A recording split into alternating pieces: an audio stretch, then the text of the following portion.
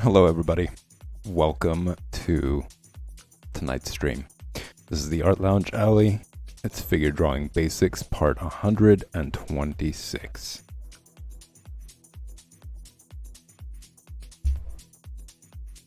So let's just jump into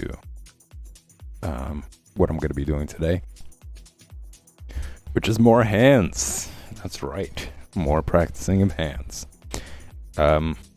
Tonight is probably going to be the last session of me doing a lot of hands. Maybe at some point in the future I'm going to be visiting it again, but I do want to move on forward. I just I guess want to emphasize more on how important it is to practice them, but I'm not going to talk about it too much. I'm actually just going to draw while starting off this week by talking about motivation. Where do you get motivation from, right? Where do you get the drive to sit down and draw? Well, first and foremost, I think this is going to be always mentioned whenever I do discuss this, that there's going to be days where you're not going to want to. There's going to be days where you're not going to feel it. It's not going to come to you. And for those of you who do draw, you know what that feeling is. It's that burst of inspiration where you feel incredibly motivated to sit down and come up with an idea that you've had, or just wanting to draw and get better. There are those moments where you feel that. And those are the best because you feel so elated, right? You're just like, oh, I'm going to sit down, I'm going to do the best work that I can, I'm going to get this drawing out. And you do, and it turns out wonderful. But sometimes what ends up happening is you kind of burn out. For me especially, what I would do is I would get or I used to more so than now, I would get really inspired, and then I would spend the entire day from morning until night, like late night, just drawing.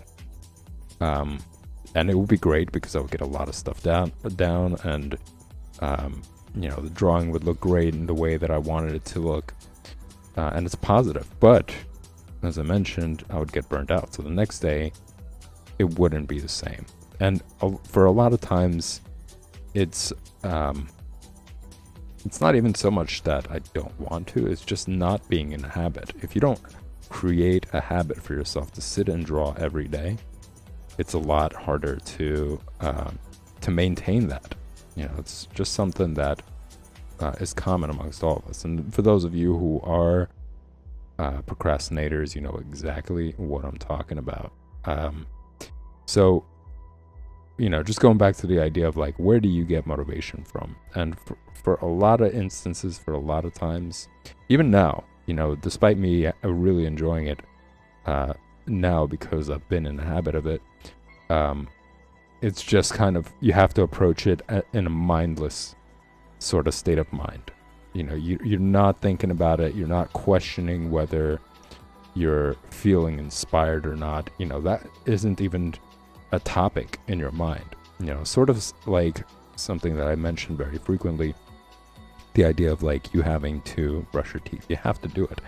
It's not a debate. It's not something like, well, do I feel like doing it today? Do I feel like saving my teeth for the future? You just kind of do it. It has to be done. So you have to treat it that way. The first approach, because once you get past that, once you get past that initial phase, of whether I do, I don't, or whatever, then it becomes enjoyable. You remember, oh, I really like this. This is really fun. I have a good time doing this, and I like the focus, I like the feeling, I like the expression, etc., etc. So you have to approach it in that state of mind. So that's one. That's probably the most important and the most, I guess, the best advice that I can give is that. But just moving past that, okay, so you've gotten to that point. Where else can you draw inspiration from? Where can you draw inspiration to come up with ideas, come up with characters, come up with concepts, whatever it is? Where do you get the inspiration for that? And well, personally, and I'm going to share with you guys my my way of going about it. There are other ways, of course. I'm sure there are other channels that talk about this and they have their own methods as well. But for me, I enjoyed through books. I like reading and imagining what is described. And that's something that you kind of have to do as a comic book artist, especially, is you're working with a writer. Unless you have your own script, unless you have your own material that you're going off of, which still requires, some good understanding of writing, of storytelling, especially comic book format as well.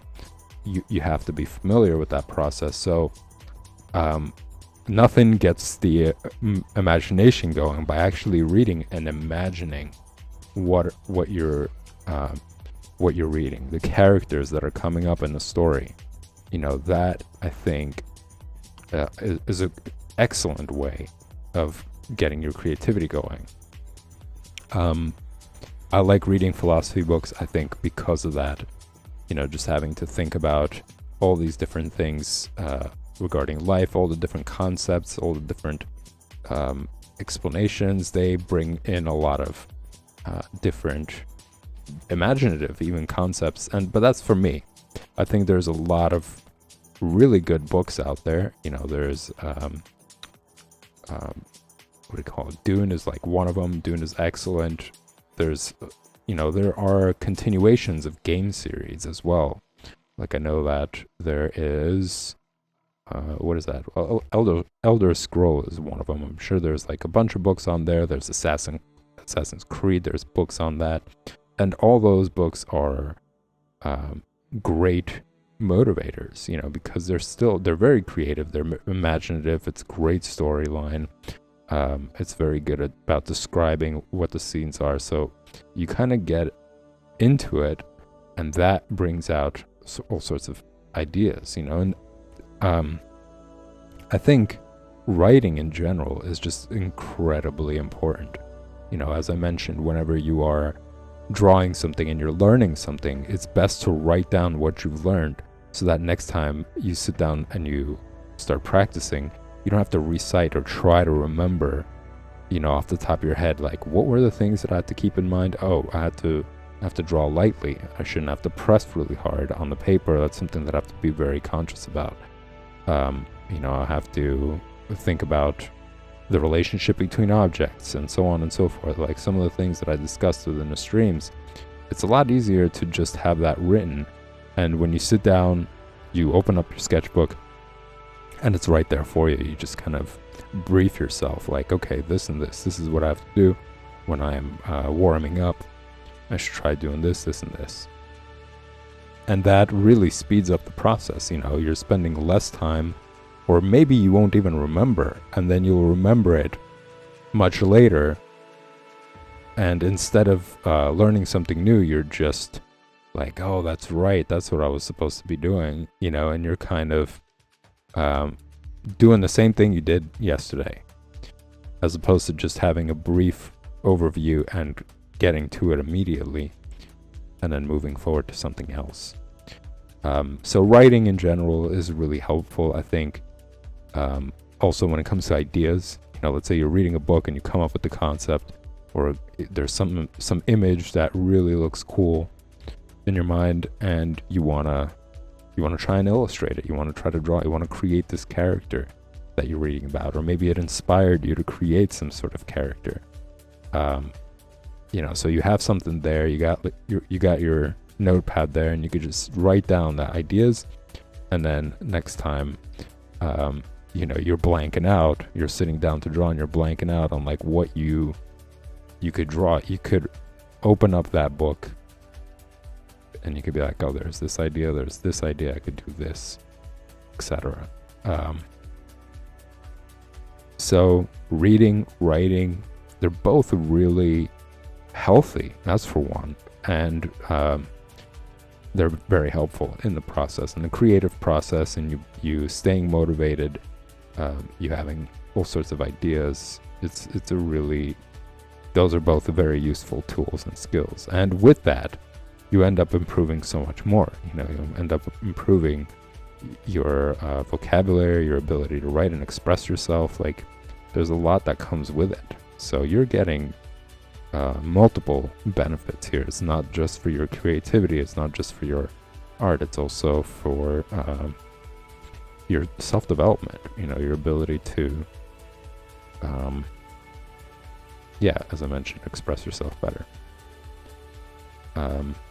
But yeah, that's one of them. Reading is one of them. Philosophy books for me really do it. But find your books. Find the books that really speak to you and motivate you and keep you inspired and keep you using your imagination. Another form for me is, I think it's a fairly common one too. I think is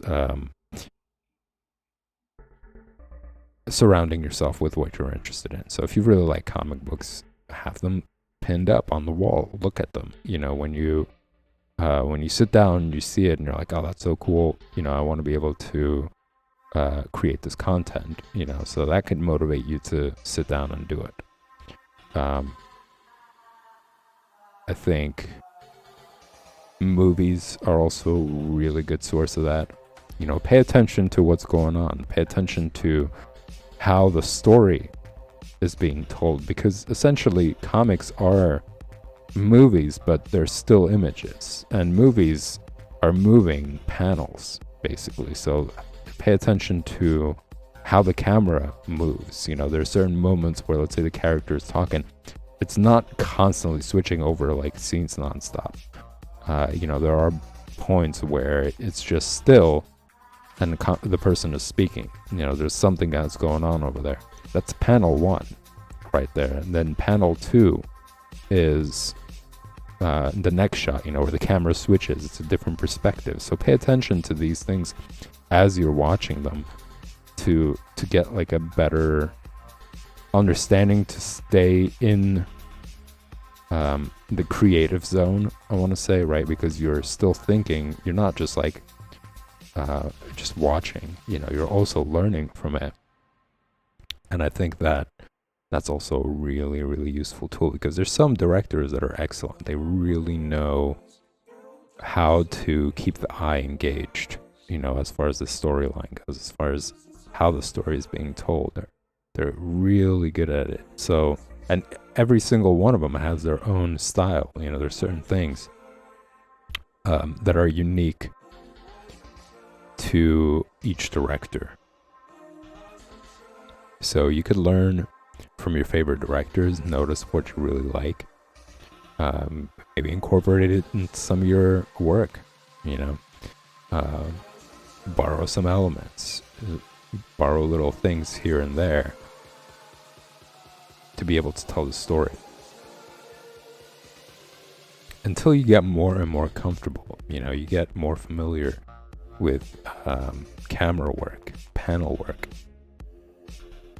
And then you could from there venture into doing your own stuff, like taking on your own camera angles and so on and so forth. So there's a lot of different ways, to stay engaged. But it requires conscious effort. Like, you have to remind yourself, like, okay, I'm going to be outside today. I'm going to be walking around. I'm going to be paying attention to objects and trying to picture how I would draw them. Like, if I had a pencil right now, where would I start? What would I draw? How would I go about it? How would I go about creating it?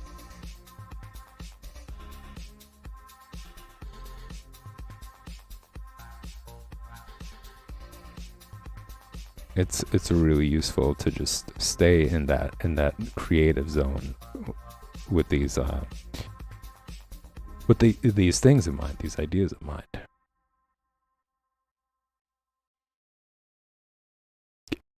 In movies, like, sometimes I just pay attention to the person's face and the angles, and, like, let's say the other day I was drawing and I had a tough time with eyes, right? Like, drawing eyes in profile view, not really grasping how to make it more realistic or how to make it more human.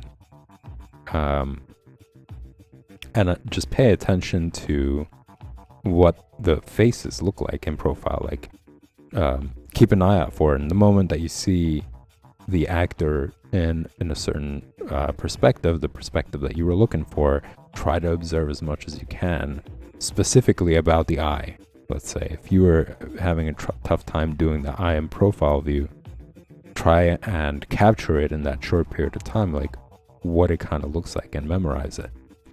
And then, jump to your sketchbook and try to like sketch it out real quick. Just that on its own will make it more memorable. The fact that you put in that effort is gonna stick out in your memory. It's more likely that you're gonna remember that because it's something that you bothered to do. You really decided to go for it by grabbing the sketchbook and sketching it out in that moment.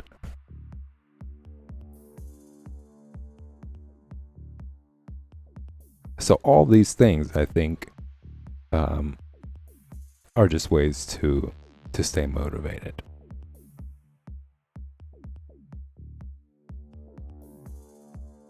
And I think the other really, useful concept is you're bound to, at some point, maybe fall off the wagon, right? You might end up missing a day of drawing, or missing a couple of days, or maybe even a week. But the most important thing, and you probably hear this very often, a lot of people say it, is jumping back on that wagon, and really making pushing yourself to last longer this time. So if you did it for a week, now your goal should be 2 weeks. Draw 2 weeks without making sure you break a day, of not drawing. And then 3 weeks, and then so on and so forth. Because you set yourself up these short-term goals, it keeps you motivated. They're attainable. They're not overwhelming. You're not saying, I got to create an entire comic book, or I have to finish this entire painting, and it has to be amazing by the end of this week or something. You're not setting yourself up these really high expectations. Damn it. You're doing it at a reasonable pace. So and even if then, let's say, you might end up breaking that habit, you might not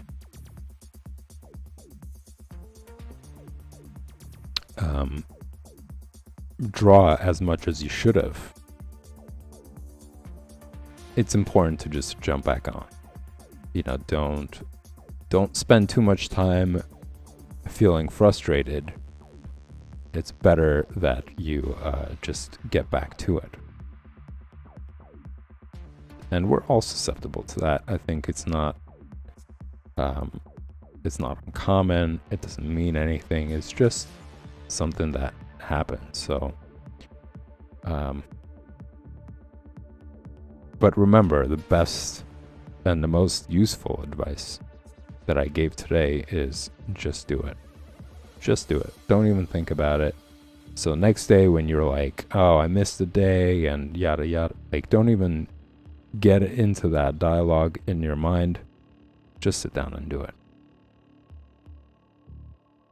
And you'll see how it just it works. You're not wasting your time trying to like psychologically motivate yourself. You're just like, I'm not even gonna bother entertaining that idea. I'm just gonna do it.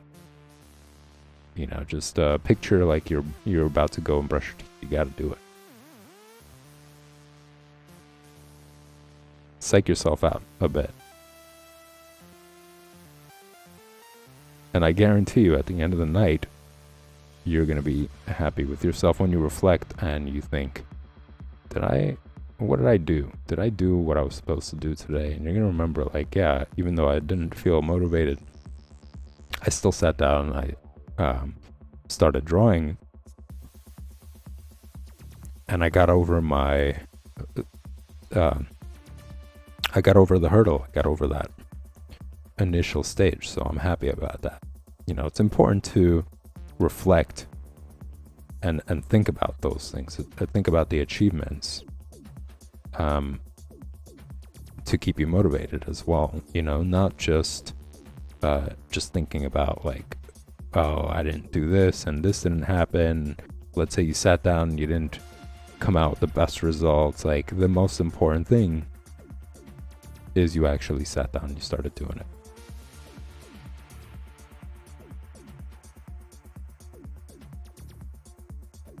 So no quick answer,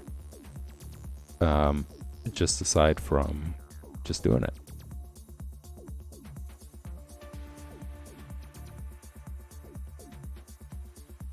And as I mentioned, you could follow all these other things that I was talking about to keep that fire burning, you know, to stay motivated, to surround yourself by what you're enjoying.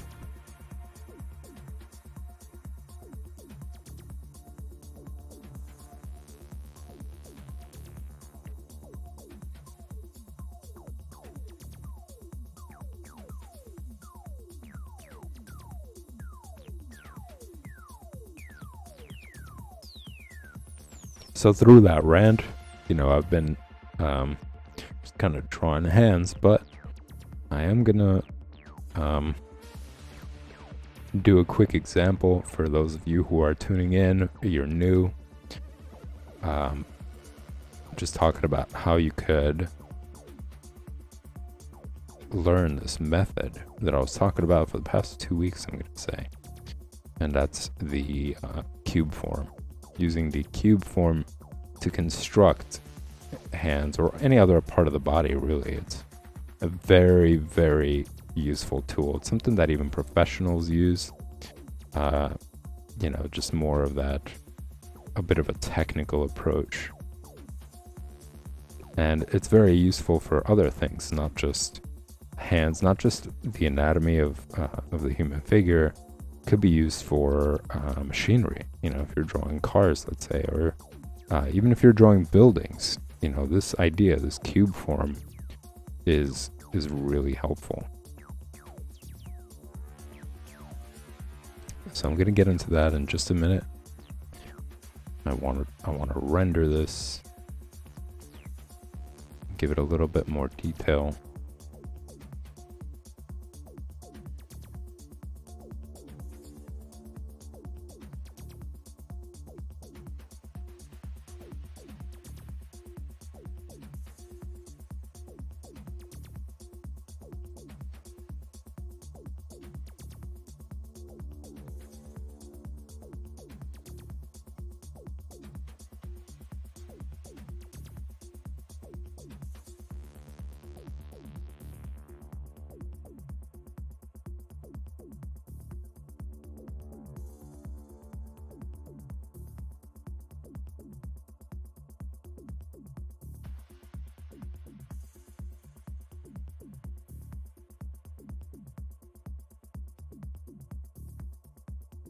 But if you guys are experiencing other forms of, I guess, shackling ideas or thoughts or whatever, share it here in chat. And this is all anonymous. Nobody really knows. So, but it's a perfect opportunity to discuss it, to talk with other people as well, or have other people relate in some way to what you're going through. And of course, I'm going to be giving you a perspective on it to help you through it.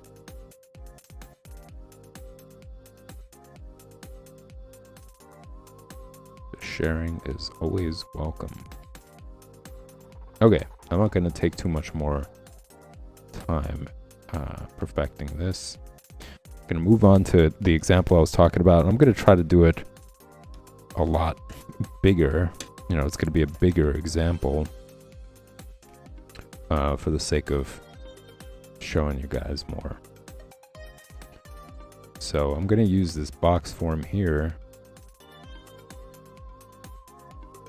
Well, first I'm going to do a quick sketch, you know, just to set limits to be like, okay, this is how long I want the fingers to be.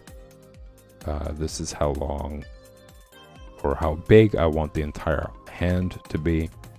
You know, just setting yourself up parameters. And I'm using basic shapes. You know, I'm using circles, I'm using cylinders for the fingers. It's important to keep that in mind as you're doing it, because it allows you to sketch out faster. You know, what are you drawing? You're drawing cylinder shapes that are supposed to be fingers, you know, or French fries if you want to be more creative about it, for fingers.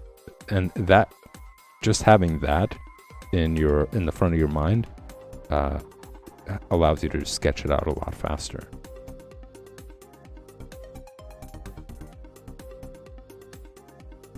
So I'm just setting the parameter. I'm just saying, okay, this is how big I want this image to be. I don't want it to be bigger than this or smaller than this.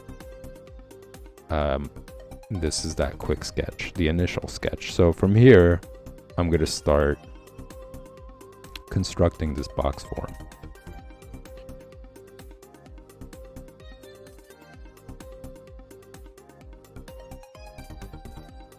So I'm kind of giving it a bend.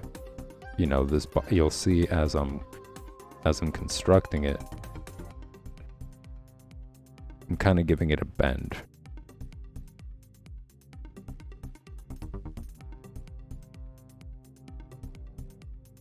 Connecting this section right here as the thumb, because remember, the thumb isn't attached to the palm, it's attached to a joint, right, that moves in and out like this.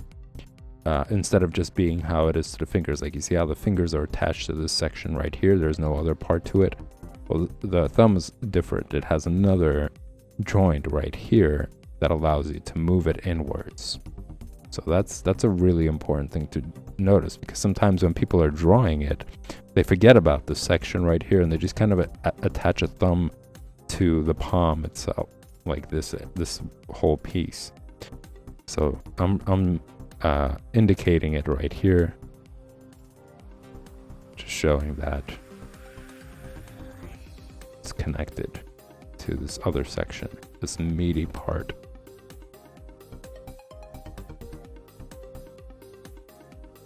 And remember, what the initial sketch is just a placeholder. So if things need to be shifted, that's great. You know, that's your the reason why it's important to draw lightly, is so that you could do it. And that's the entire purpose of the light sketch, is to orient yourself. You know, just give yourself some sort of idea of where you want to take things. As I mentioned, how big it is, how big it's going to be, how wide it's going to be, how tall it's going to be. And then just shift it on from there until you start to feel like it looks about right.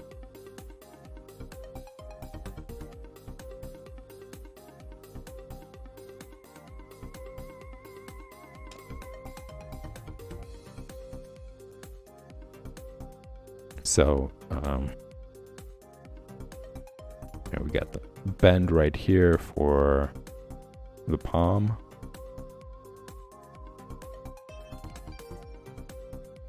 I want to say it kind of looks like toast, right? If you were to draw it out, it's like if you were to bend a piece of toast, it would take this shape, sort of.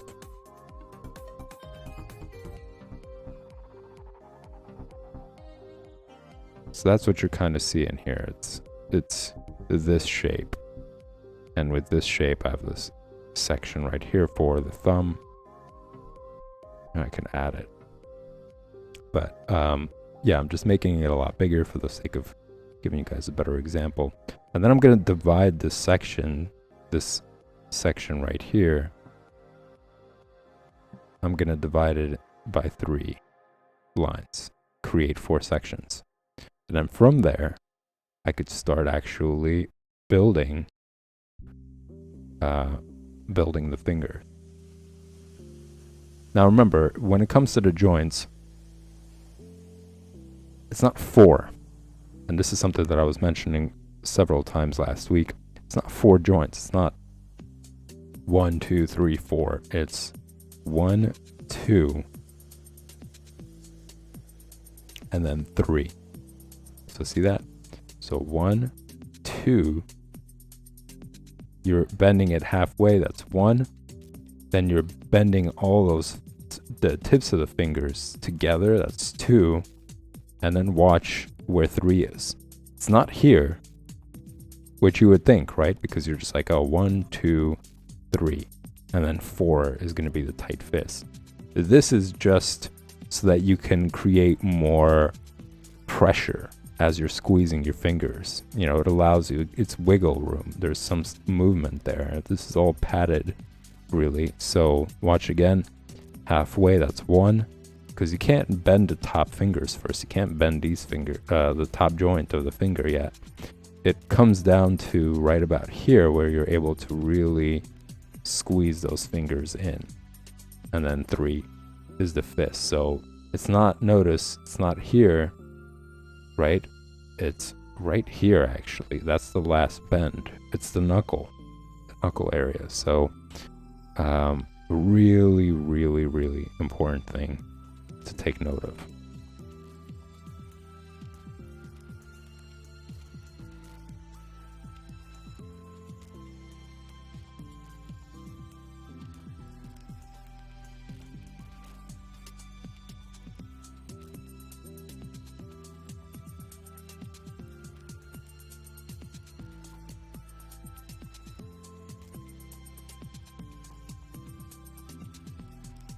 Gonna have them connect here.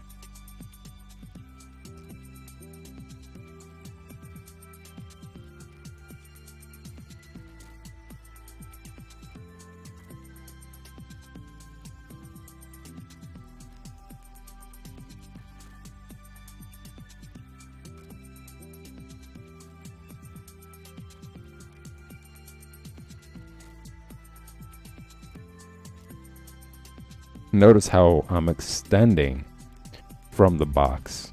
So it's divided into this little square right here, and I'm extending the lines from the corners up. So since it's in perspective, you're not going to really see all the sides here, but it helps to construct it three-dimensionally, so that way you just get used to understanding it in those terms, understanding it in that perspective. Things are going to overlap. You know, as you can see, this the ring finger you're not going to be able to see much of because it's being blocked in perspective by the middle finger. So there is going to be some things you're not going to be able to notice, but I'm still drawing through it. You know, this finger is already constructed, it's already up, but I'm still going to draw through it to make sure the consistency's there. And I'm also helping to develop the perspective of the finger. So you're going to see how that's going to be useful as I continue to like redefine it, make things look better. And I'm going to connect it back to the root where that corner is. And then finally, the last finger, just the pinky.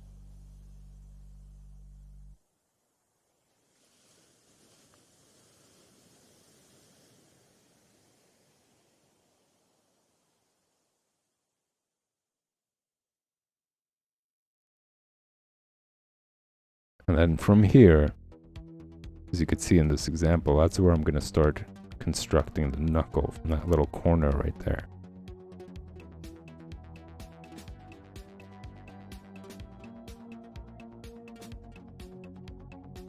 Same thing for this, for the middle finger as well.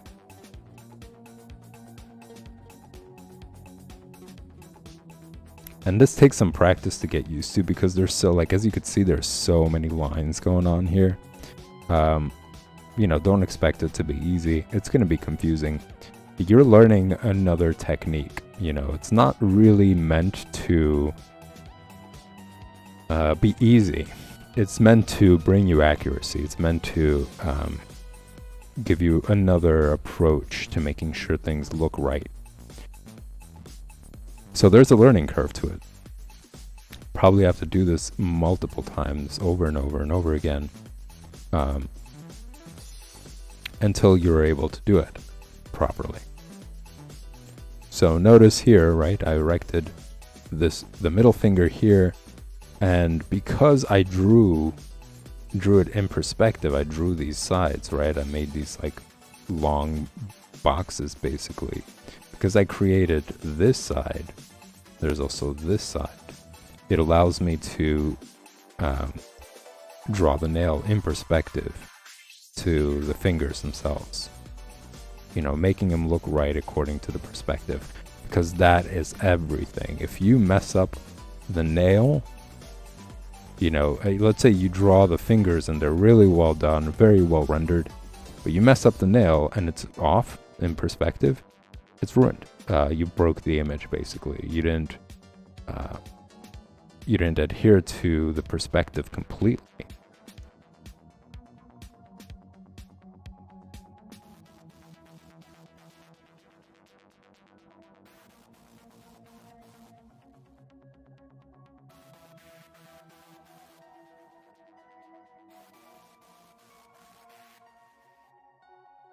So right now it looks super messy because, you know, I had to press hard on a lot of areas for you guys to be able to see it. But ideally, you want to do this lightly, just like everything else. You know, you're layering things, so you don't want to press down on your first layer.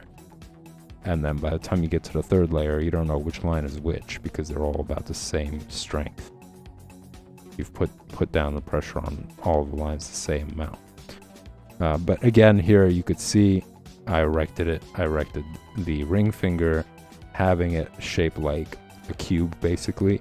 And what that allowed me to do is place the nail in the right section. Instead of doing the whole finger or doing it somewhere over here, I recognized this is the front or the top of the finger, so the nail should be there in perspective. You know, if you see that this is the line right here, this is the limit that breaks, this is the plane, right? This is the first plane. Not the side is the second plane. You know that the nail has to be on the first plane, the top plane.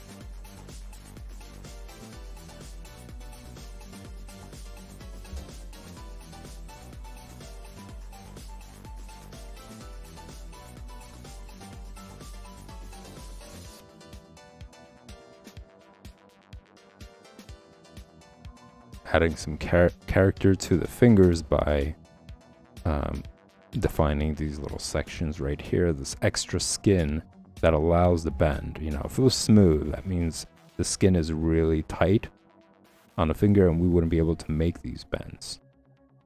So it's an important detail, not only to make sense of things, but to also give or break the monotony in the finger itself, you know, make it look less like a popsicle stick by adding these little features, these little details there.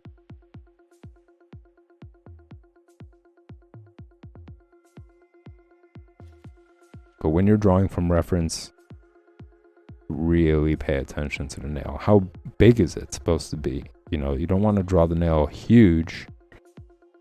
For example, completely, depending on a perspective, completely covering up the finger. Like you could see how there's still some padding visible at the tip. It's not completely covered by the nail. Pay attention to the angle of it, you know. It's just as much of an important detail as anything else. And I think a lot of people overlook the importance of it and rather focus on the big, obvious shapes. But with all the little things combined together, you get yourself a good looking image. And it's just important to practice to see more, because that's what really distinguishes somebody from, who is professional, who knows their way around anatomy, who knows their way around the brush, let's say if they're painting, is how much detail they've acquired. You know, that's their knowledge basically. So somebody who paints but doesn't pay attention to how well they blended shadows together isn't going to have as good results as, let's say, looking at Gil Elvgren. For those of you who've been tuning in to the special streams on Fridays, I've been showing Gil Elvgren's work, and if just looking at his paintings is incredible. There's other artists that I also talk about that inspired Gil Elvgren, like Norman Rockwell, and if you guys pay attention to his paintings, it's absolutely amazing. The level of detail, that goes into painting the hands, the amount of colors that are using, all of that is because they've practiced and they took their ability to notice detail to the next level, to the next level, to the next level. Like, it's just a continuous process. There's never a point, and this is something that I talked about before as well. There's never a point where you've crossed the finish line. Art is not a competition. It's not, better than, less than, or whatever, despite what the system tells you to, right? What this whole idea of like, oh, you got to make money and all that stuff. Of course, that's there, but it's important to recognize that you're doing this because you really love the expression, the medium, the sensation, the feeling of how you're drawing. That's number one. That should always be number one, is to keep that in mind. Not get caught up in the whole competitive aspect of it. Like, sure, there are things you could do to improve your connection and so on and so forth, but it should always burn at the back of your mind that you're doing it because you enjoy the medium, you enjoy the experience of drawing, and anything else from there is a perk.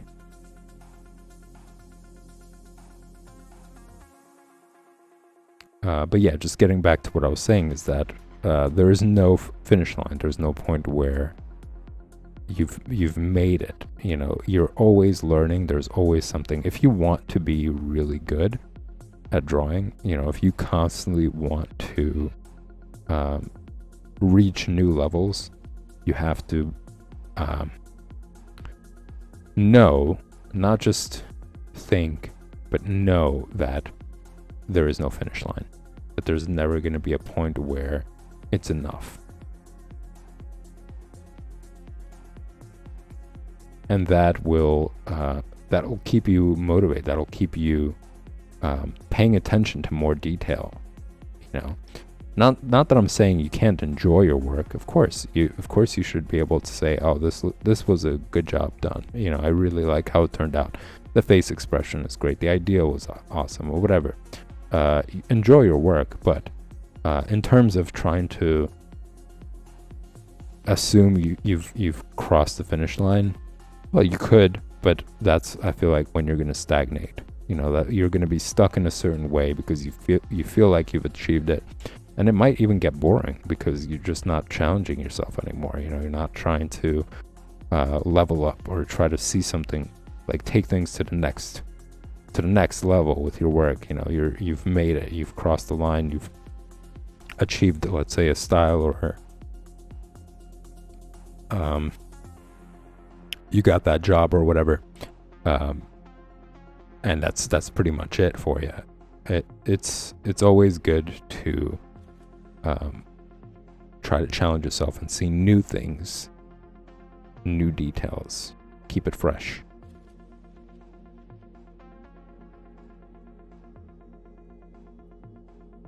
So as you could see, I was talking about all this stuff, but where we started out, it was this like piece of toast, right? That kind of like curved in, and from there, we built out this hand, this pose.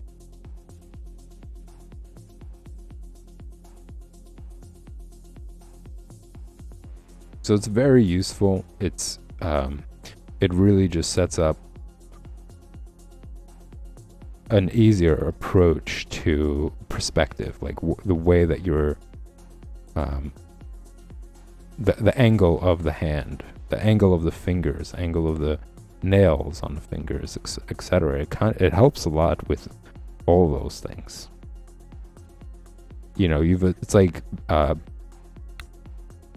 drawing inside the box, not outside of it. You're drawing inside. You created this limitation, and now oh, I don't have to worry about things really getting out of hand and like getting too big on one side, too short on another. If I never really set that parameter, by the time I got to this side to draw the pinky, it could have been way too wide, So by doing that quick sketch, trying to measure out the parameters before jumping into all that nitty-gritty detail, saved me a lot of time wrestling with it.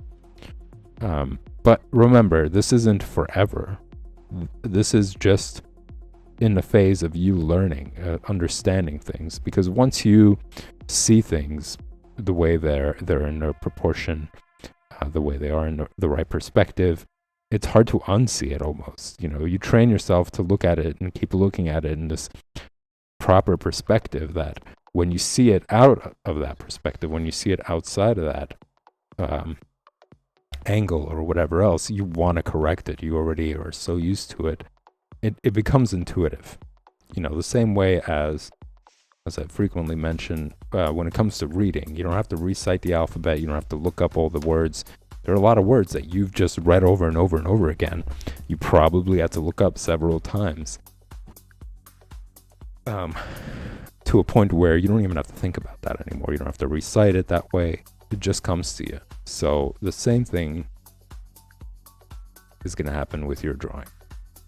You just have to train yourself to see it proper.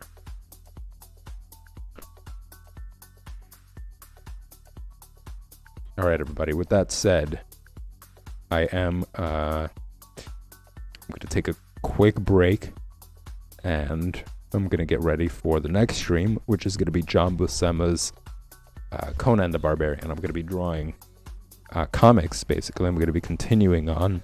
I set myself a goal to draw this comic book from cover to cover.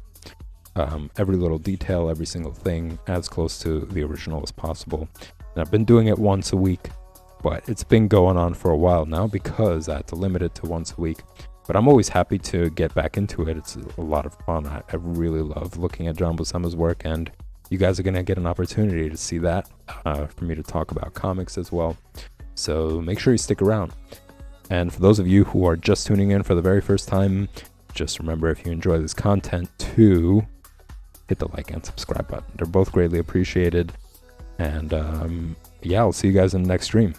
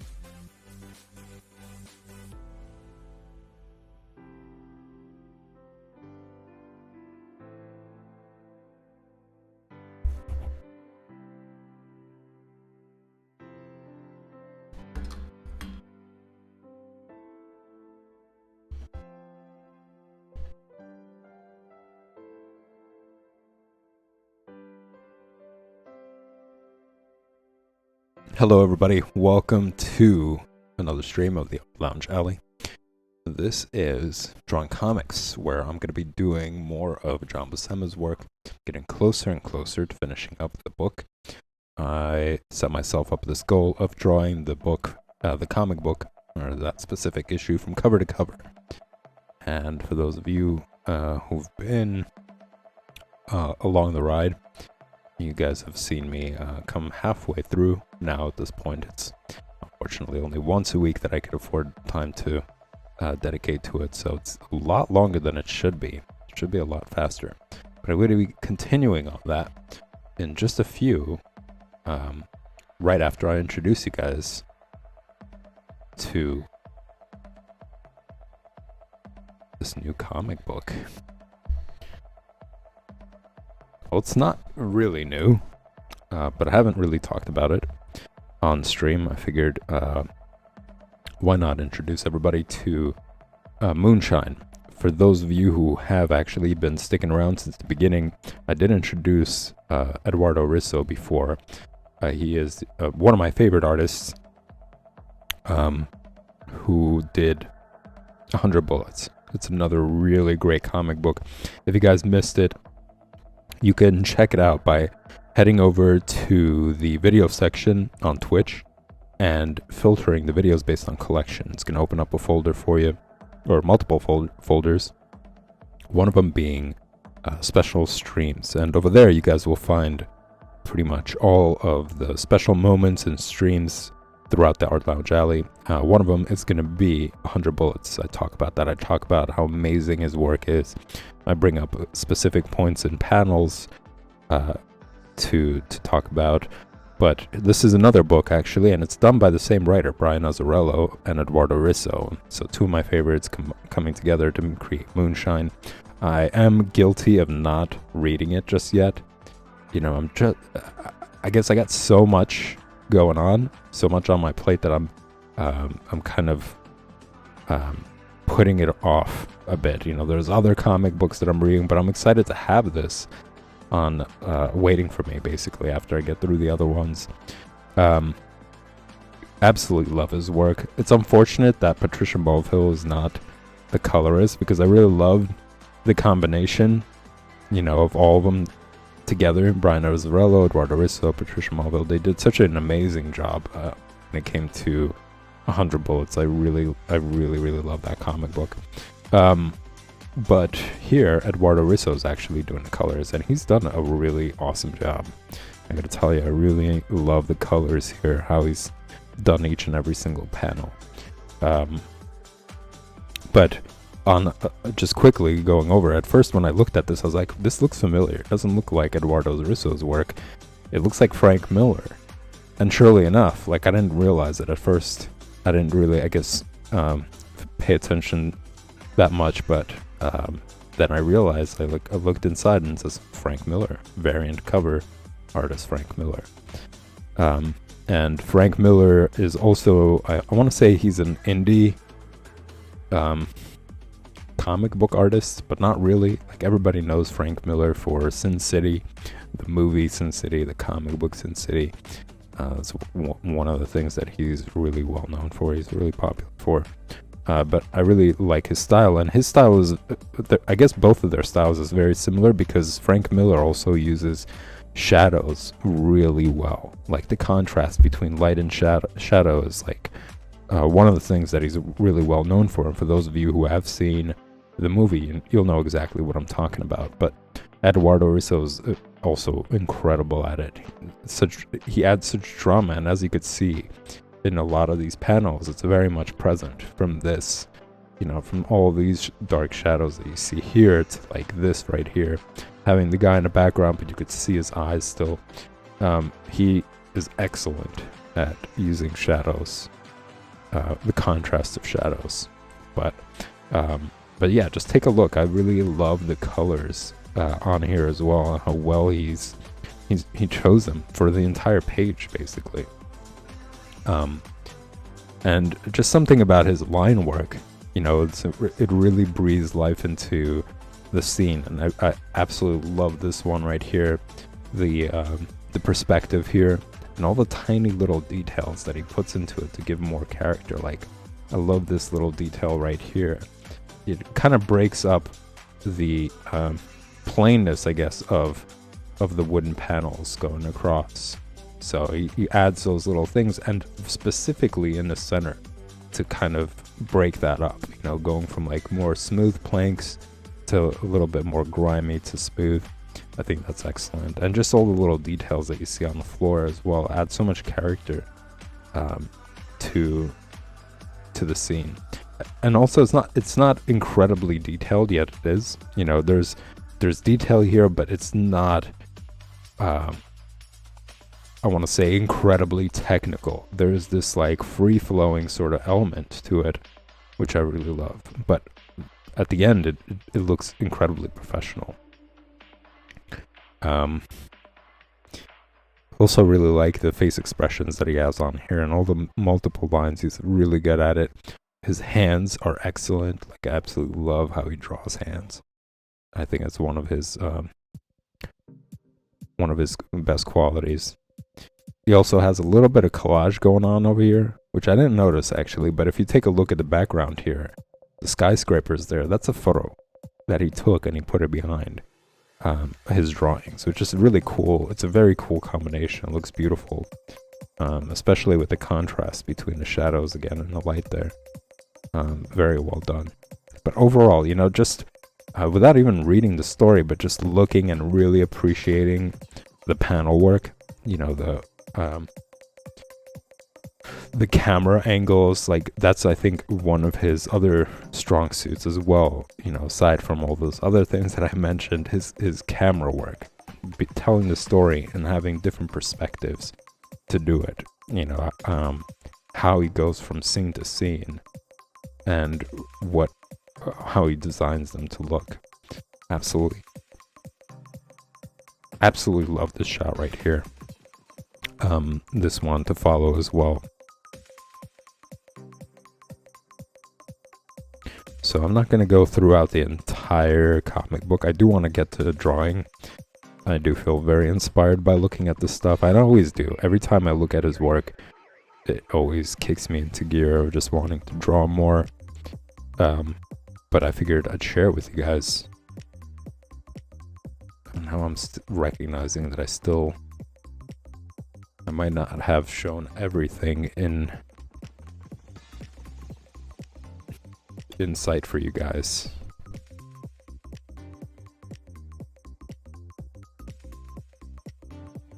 So I'm just going to go over it one more time so you can see it, especially these two panels right here that are really beautiful.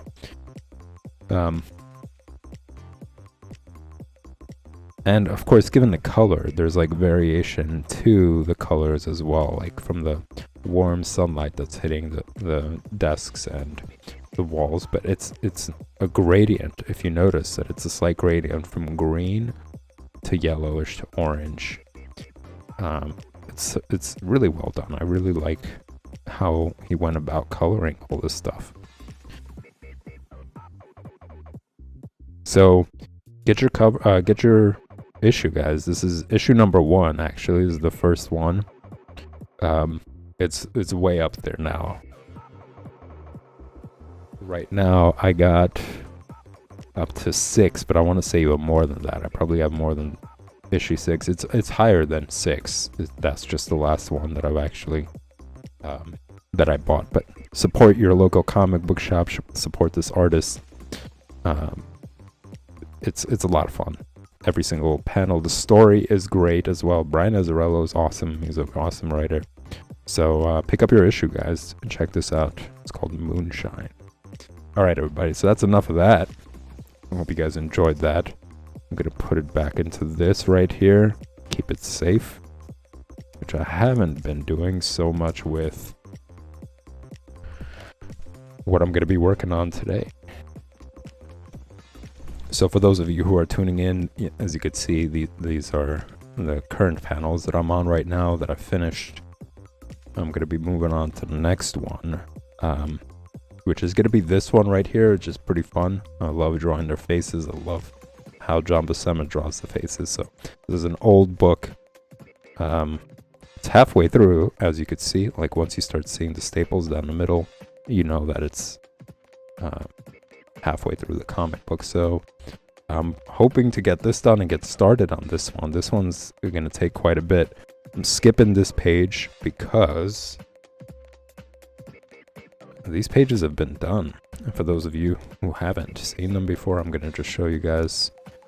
I'm going to say it was earlier. Slightly earlier. Yeah, there you go. You see. This is here. Didn't fully finish this one, given the limit. I just started actually trying to copy the panels, but as you could see, size-wise, it's just not going to fit. It would have been really tiny. Everything would have been a lot smaller, and that's already posing itself to be quite a challenge, having to narrow things down and shrink them down to this paper. But here as well, I had to like cut out one of the faces, which is this guy right here, as he morphs to a lizard. This was cool. I really like the results here. I thought it was fun to draw this one out, and I did watercolor with this one. So surprisingly, it turned out all right with watercolor here. But as I continued through, I decided to switch over to India ink for this very reason. If you could see, well, yeah, you could kind of see it. It's warped. The paper is warped. You know, it doesn't do well with water that much. And India ink proves itself to be much better for this reason. So I've been going through it, you know, and here we are, halfway through. I want to just see if I can. Yeah, I started doing India inks here, and as you can see, the paper is a lot more smooth here. I also did a little bit of color pencil. I have this like entire color pencil set, and that was a lot of fun as well.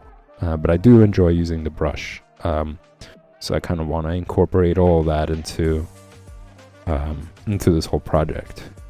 All right, everybody. So enough of that. And let me see, I can't fit. Can I fit? Well, it would have to be exactly this size. And I'm probably going to do that. You know, why not? I figured it's better. It's better to utilize as much of the space as possible.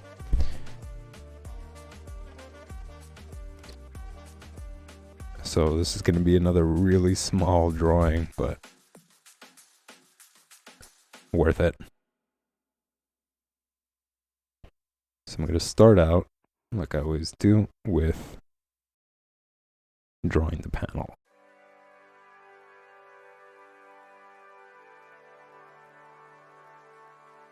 It's a really useful tool, this ruler. It's super cheap. I got it at some like dollar store. But the fact that it's transparent is really helpful, because like as I'm doing this line, right, I could compare how parallel the line that I'm making is to the line right here. And it's not really straight.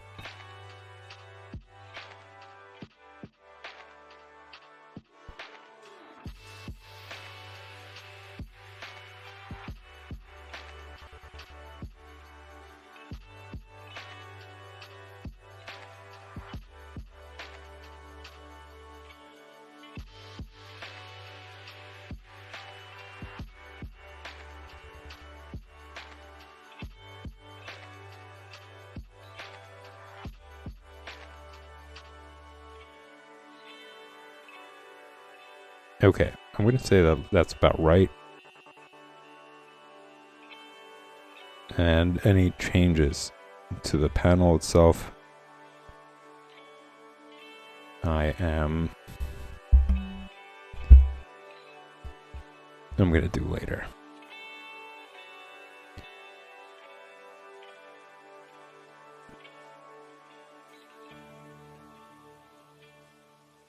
So, ooh, this is going to be challenging because it's slightly bigger, I'm going to say. My panel is slightly bigger.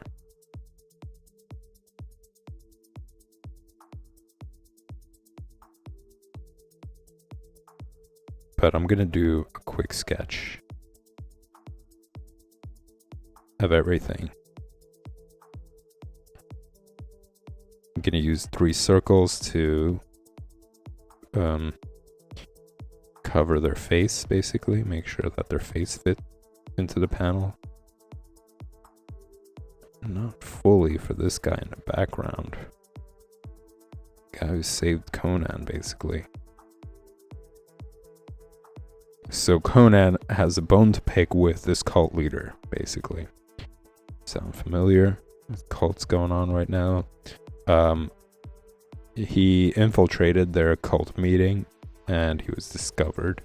You know, he dressed up as one of the cult members. He found the location of where they meet secretly, and he tried to like stick around and see what's going on over there, to only be discovered and then beaten and crucified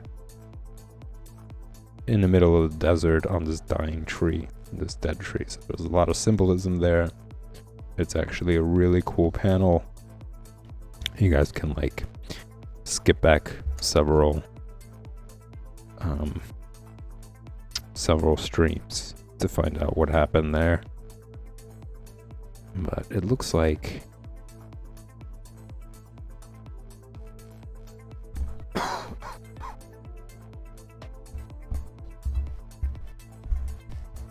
my guy's a little bit too big.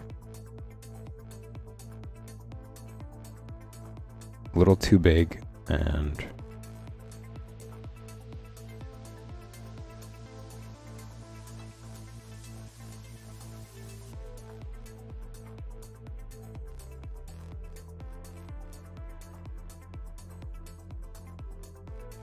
too wide.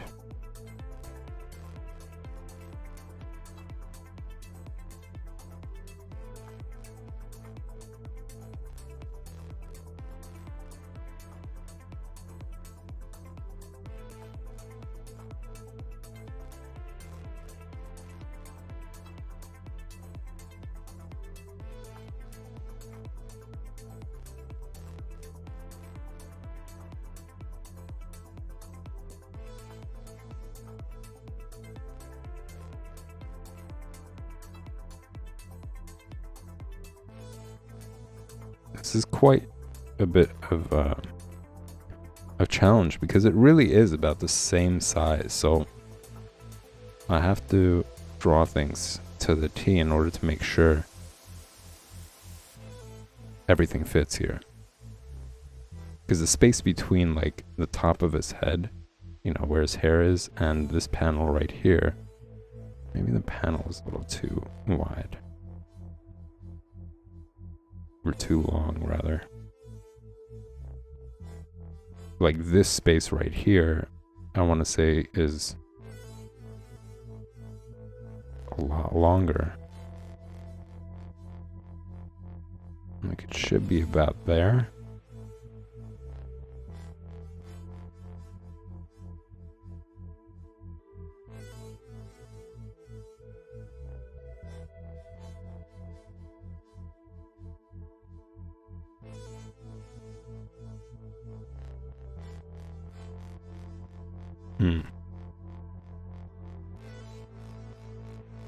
Since it's kind of the same, right? Let me just measure this out.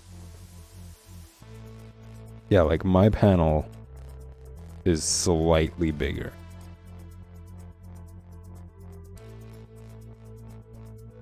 So I should still have the same gap. I'm gonna just measure that out real quick, that gap between the... Yeah, I guess it's not too far off. It's about the same. From this last correction that I made, it's about right.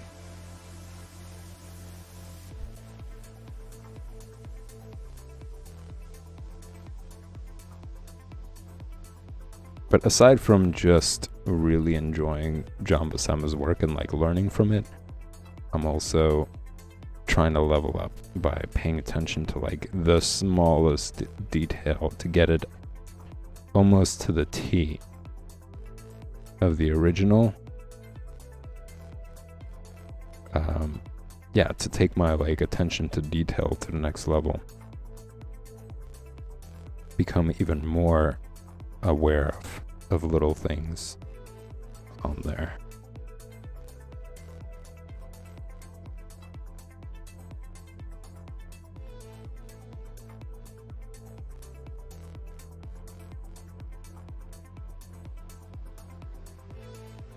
As I'm talking about that, I'm like, I wonder if I can make a comic book about painting forgery. Like a painter who's incredibly good and is able to forge some of the highest value paintings to the T, and how that story would go. I would probably have to take some time to really develop it, because that's not like I would have to develop it in a way where it would really be exciting and there's like a lot of stuff going on.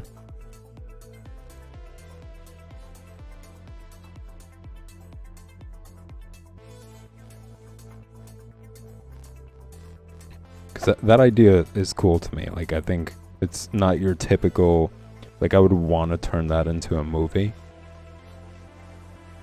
but make it a really fun story, like a really fun adventure story with like a lot of things going on. Because like the Da Vinci Code was cool, but I don't know. I felt like it could have been better. And it wasn't so much about that, you know. The Da Vinci Code was was about other stuff. It wasn't so much about painting forgery and stuff.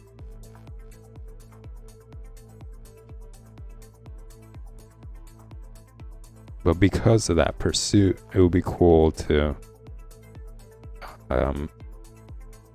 make it into like a whole series where the protagonist ends up going on all these like multiple adventures, having to, let's say, escape because he's been found out for a forgery, and then having to hide away somewhere, maybe in some like tribal setting or something. Get accustomed to that, to like maybe even helping out the tribe that's being exploited by capitalists or something. You know, like they're peaceful and they're really enjoying their land, and then come these cunts basically who are just like, we're gonna take over to make profit, and we're gonna use your land for exploitation and such. And like he helps them defend them, and in that process he's discovered, like they recognize and like they realize like, oh, we could profit from turning him in, you know. So they go after him, and then he has to like escape. It's kind of like, all right, I'm coming up with this story as I'm thinking about it, I guess. Like that would be fun, right? That would be like an interesting adventure comic, I guess. I would have to really come up with good dialogue and such.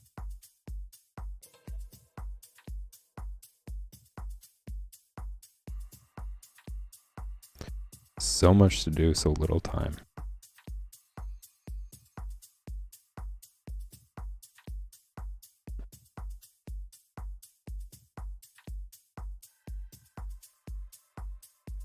Because in the comic, I wouldn't necessarily have to paint, or maybe not. Why not? You know, maybe I could do something somewhat close to the original painting.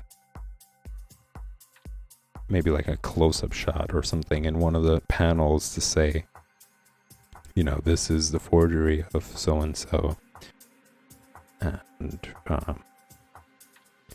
in the auction or something, where it all goes down and he's discovered or something. I don't know.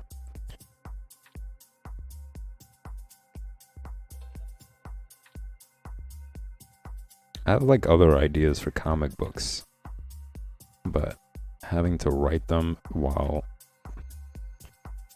just trying to take my drawing to the next level, it's just a lot. And having these projects going on, I have to have like impeccable time management in order to be able to squeeze that in there as well. But you know, it could be something that I do in the future.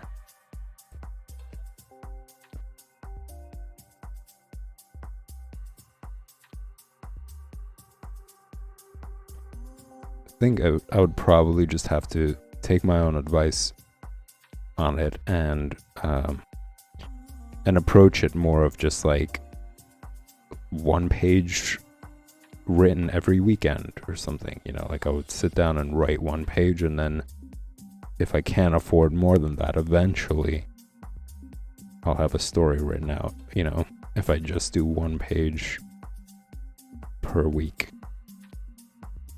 of writing and really come up with a good comic book scenario for each one of them. Uh-oh. This guy's way too big. And that's ruining the perspective, even though it's coming out alright.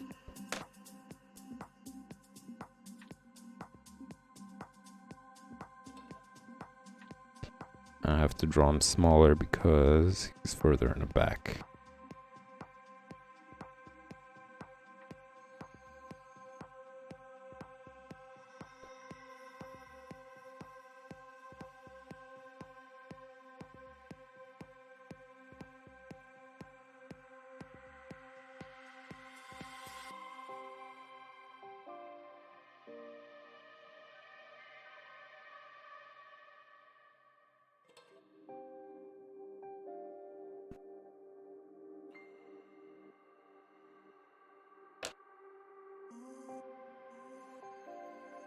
But I remember, I think it was...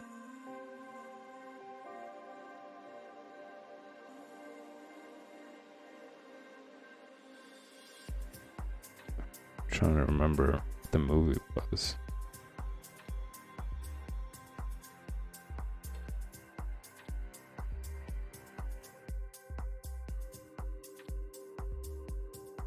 But anyways, this director was talking about how you could buy yourself index cards.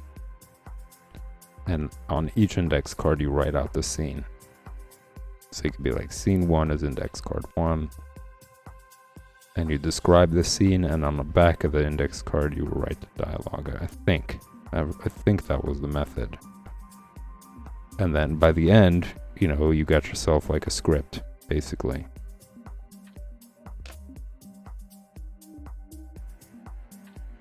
Which is a great idea. But it's also approaching incrementally to getting something out, which I like. I like that concept.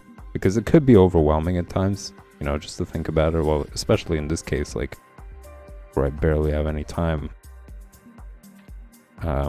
But incrementally, you know, to do that, and then have a story written out eventually, that's pretty cool.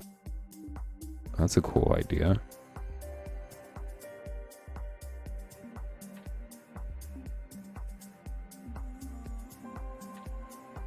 And though I like, you know, there are certain superhero comics that I really enjoy. I do like the idea of like non-superhero concepts for a comic.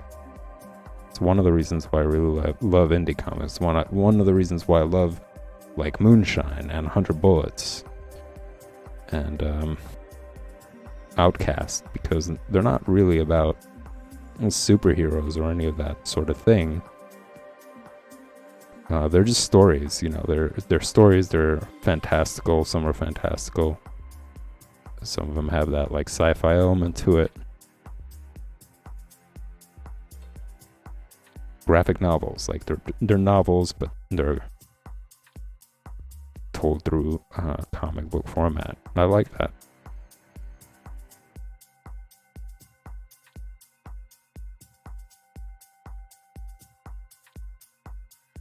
I just don't think I spent enough time really exploring superhero comics.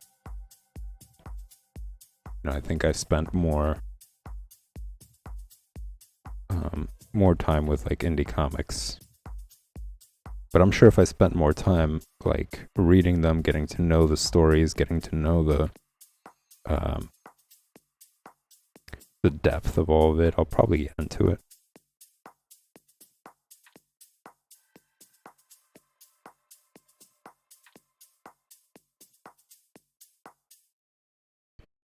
And I like that it's keeping things going with comic books, you know, because of these like really extensive universes and, you know, just movies coming out, all that stuff. I really like that. Yeah, it's like keeping comics going.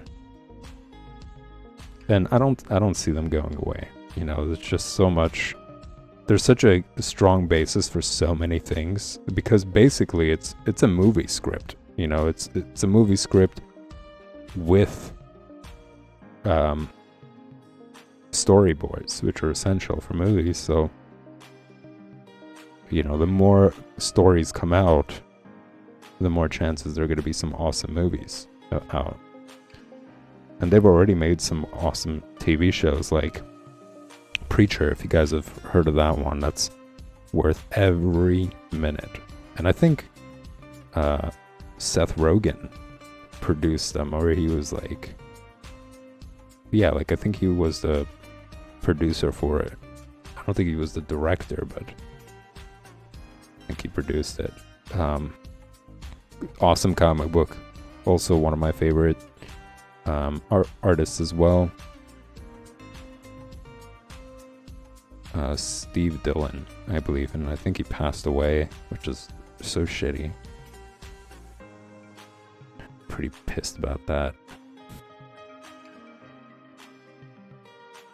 But yeah, if you guys are watching, if you're looking to watch something and you haven't seen it yet, check that out. Preacher.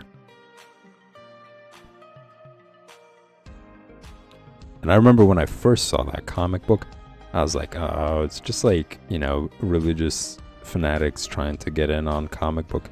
And then I read it and I looked at the art and I was like, all right, okay, this is great. Like, this is very, very well done. The story is interesting. It's very clever, very clever. I'm going to say, like, the dialogue is very clever. How they interact with each other, the concepts are really clever. The humor is really dark. Like, it's dark and gory. Not that I'm a fan of goriness or anything like that, but it's just to balance out the fact that it's talking about, like, religious concepts and stuff. But not even so much, you know. I think it's like the story is more philosophical than it is to say, like, become a religious person. Like, that's not the message there at all.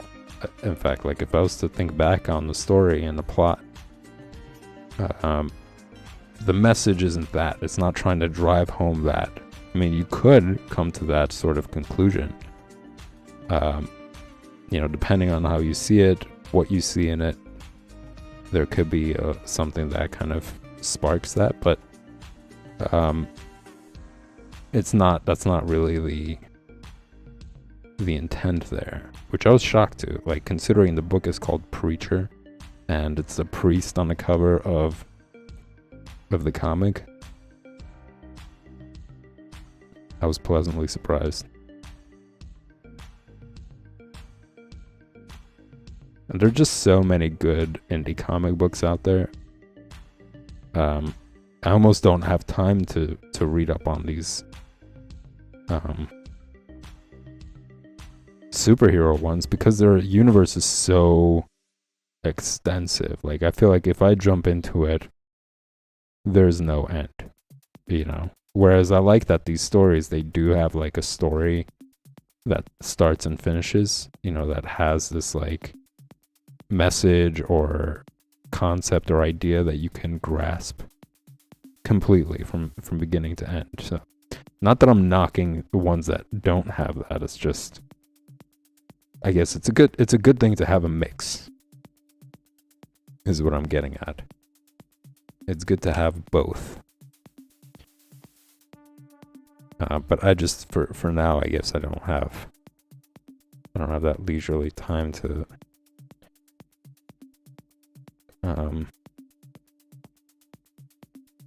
dive into those really extensive universes.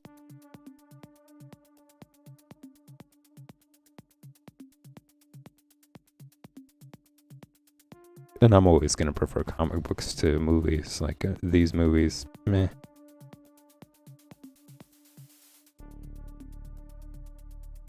They're not bad, they're just not for me. That's just the way I look at it. I'm glad they're made. Absolutely love that they are making them. But,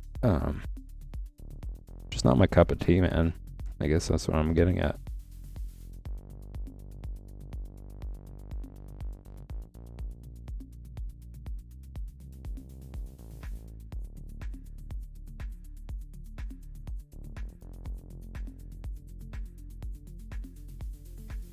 tiny little detail here I come, and like I could barely, I don't want to make any mistakes here with her lips. It's very important that it's done well, but space is limited here. And again, this is different than how it's done originally. Originally, it's on a comic book paper, and comic book paper is a lot taller, it's a lot wider, and then it's used to scan and be sent over for printing. But in this case, I'm really not even, I don't have that. So every detail counts here. And as you can see, because of some lines, it looks like she has bags under her eyes. Damn it.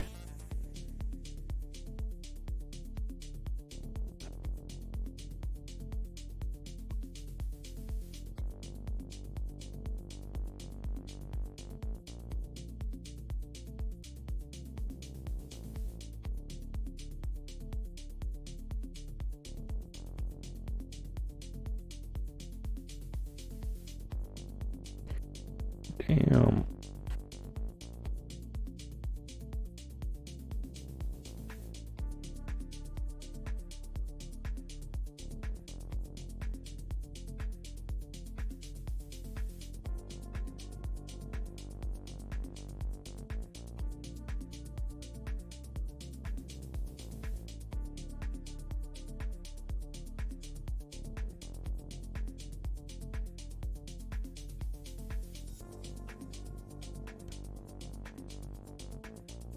Gonna dig a hole in this section here.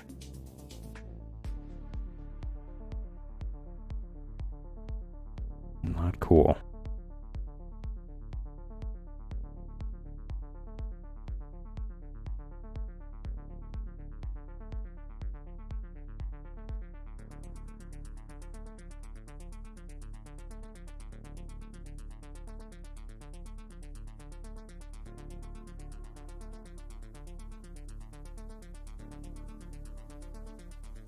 But I think it's really important that everything lines up here. Like the eyes have to make sure that they're following the same line. Like it can't be that one is higher or lower than the other. That's immediately gonna destroy the image.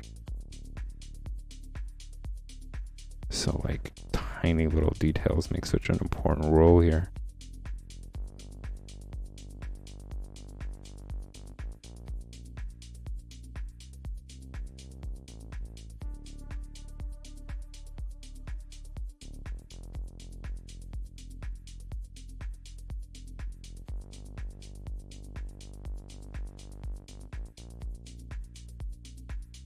And the more I've studied some of his art, like, the more I notice how modern day artists, even artists that I look up to, or I looked up to when I was much younger, I could see how they were influenced by John Buscema's work.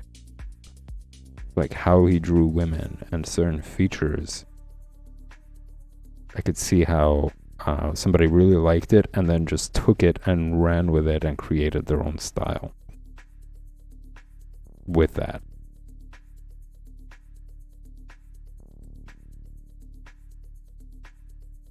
Not plagiarized it, complete opposite, like just the definition of influence, like where just tiny little elements, you know, or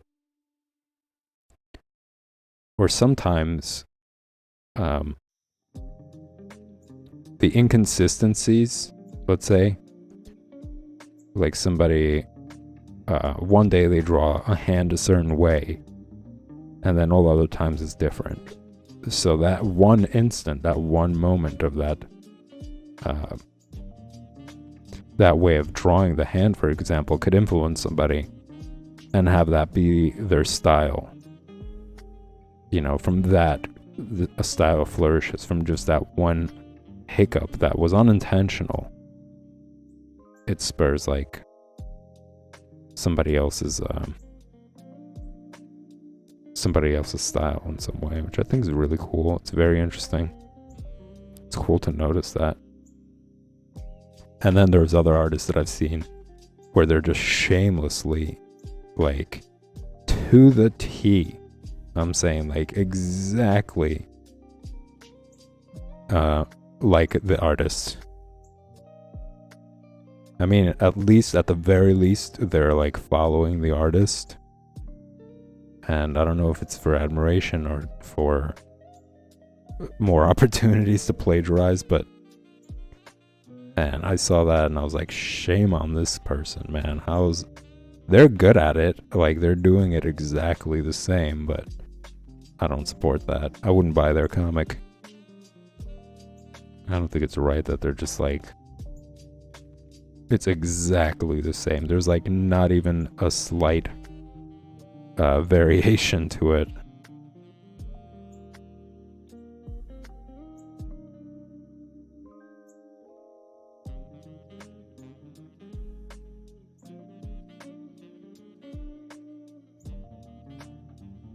But like in this case right here, I mean, switching the topic slightly, even here, like when I'm trying to draw it exactly, it's still not going to look the same.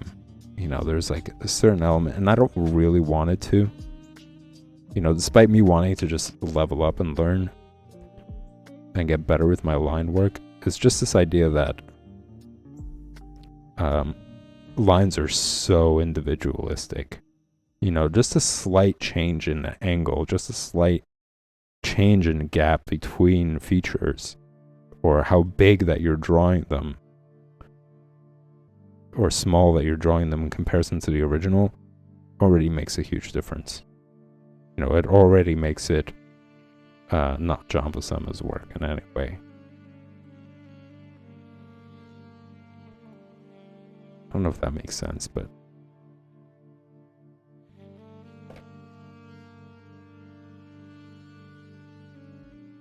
what I mean is there's no way to completely be exactly the same. Even if it's to the T, like your line work still has some bit of variation difference.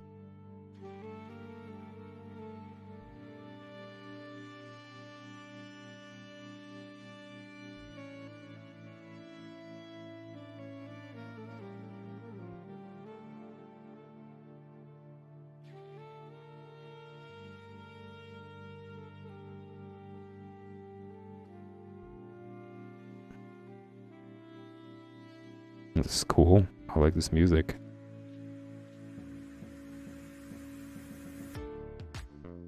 I did like this music.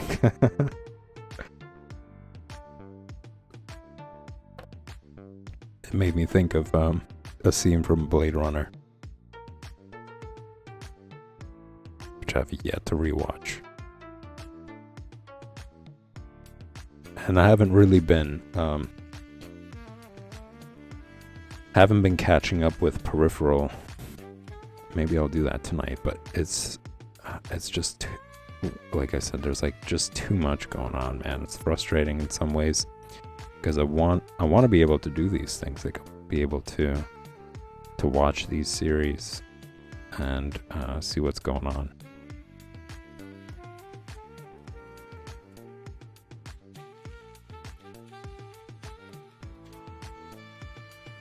But maybe other people who are also drawing could relate. I just have this like overwhelming amount of guilt whenever I sit down and I'm spending like an hour, even 2 hours watching something. I'm like, I could be drawing right now. You know, I could be writing this movie script that I'm talking about. So it's like I can't fully devote myself to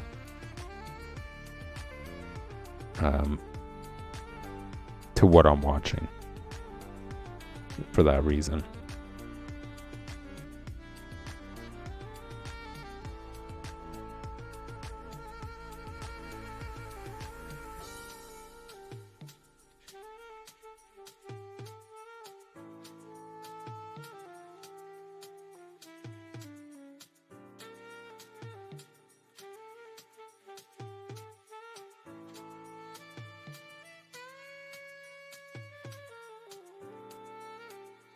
So I guess it's going to be for the entire stream, and I don't think I'm going to be able to finish this panel because I still got to do some work on the rocks here in the background.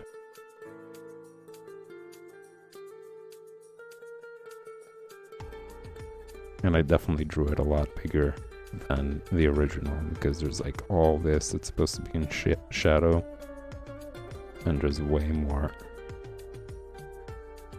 at the top. Drew him too big.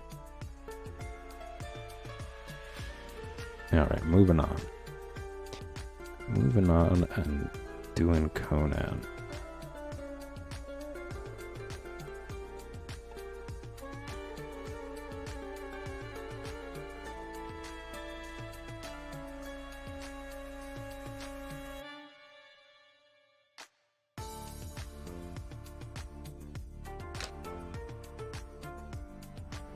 It started out good, the song started out good, but then now it just sounds like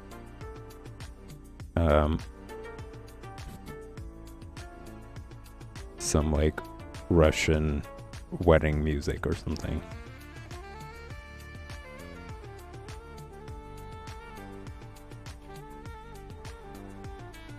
Or like Middle Eastern wedding music.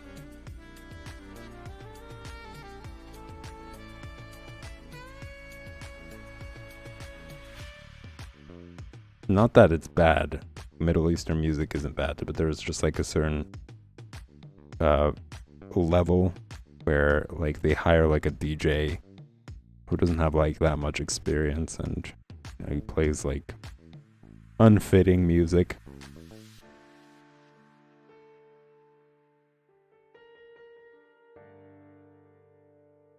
I got nothing against Russian or Middle Eastern music. It's just a certain, it's just like a certain skill level, I think. You know, there's like in drawing where you got novice, somebody who's novice, and somebody who is a little bit more experienced, or it's like their own personal music. Like the DJ is like, oh good, I got a gig over this weekend, I'm gonna be playing a wedding, and they compiled some music of their own rather than picking, I guess, like more professional stuff.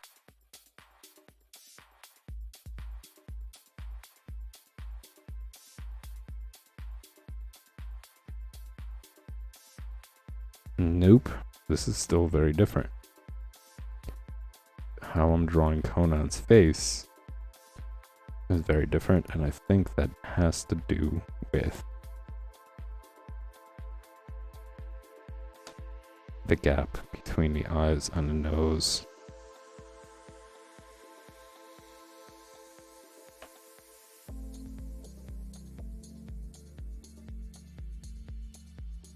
Now this beat I'm familiar with. This is a good one.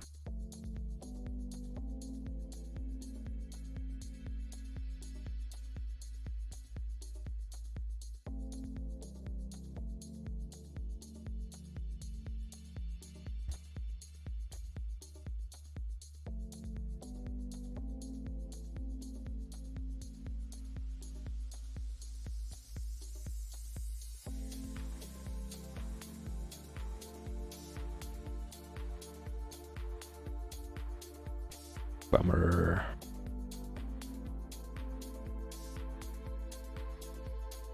I do want to maybe end the stream here because I'm not going to finish it. You know, I don't want to speed through it because I'm drawing like such tiny little details. I think I'm going to like ingrain it into the paper, and it'll be hard to read. To redo it the more I get into it. I'm gonna give this one more go, and then, ladies and gents, I'm gonna call it a night for tonight for the Art Lounge Alley. But I'm gonna be back tomorrow. Tomorrow is gonna be the project stream where I'm gonna be doing some oil painting, digital oil painting. Clip Studio Paint has some great brushes, or brush, I'll just say. that emulates oil paint, and I'm going to be doing more of that for those of you who haven't been tuning in. Check that out. That's tomorrow at 9 p.m. Eastern Standard Time, 8 p.m. Eastern Standard Time. I'm going to be doing more figure drawing. So it gives you guys opportunity to come up with questions. You know, some things that you guys want to get insight about. It doesn't even necessarily have to be about the stream or the content. It could be about anything. I'm open to discussing and talking about all sorts of stuff. So come up with your questions, post them in chat. And this week I'm gonna have a couple of more special intros rolling your way. So make sure you stay up to date with what's going on. The Art Lounge Alley, I'll be announcing it as well. I'll be announcing it tomorrow. I'm talking about the special intro.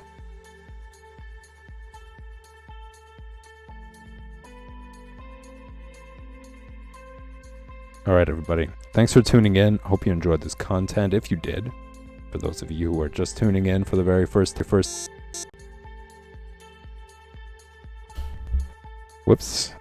For those of you who are just tuning in for the very first time, just remember to hit the like and subscribe button. And I'll see you guys tomorrow.